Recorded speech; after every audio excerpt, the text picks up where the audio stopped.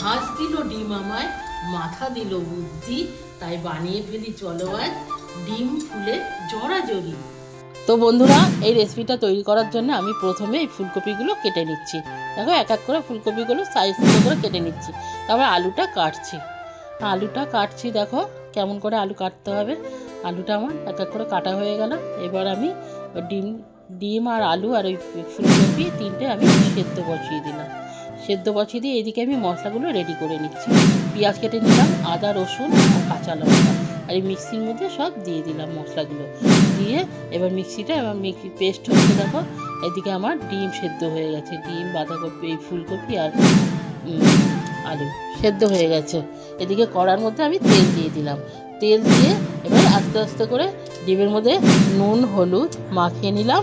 মাখিয়ে নিয়ে এবার আস্তে আস্তে ডিমগুলো ভেজে তুলে নিয়ে এইবারে আমি আলুগুলো ভেজে নিচ্ছি। এবার আলুগুলো ভাজা হয়ে গেলে এবার ফুলকপিগুলো ভেজে নিচ্ছি। ফুলকপিগুলো তুলে নিলাম।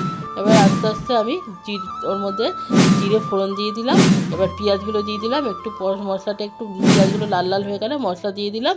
মশলা দিয়ে এইবারে আস্তে আস্তে আমি দেখো সব মশলা দিয়ে ভালো করে কষিয়ে, একটু সসও দিয়ে দেবে, দিয়ে এবার কষিয়ে নিলাম। নুন হলুদ দিয়ে দিলাম।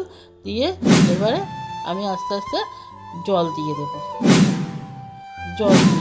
জল দিয়ে এবার সব মশলাগুলো দিয়ে এবার চাপা দিয়ে দেবো।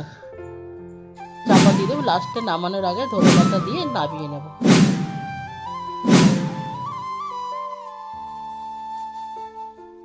হেভি হয়েছে।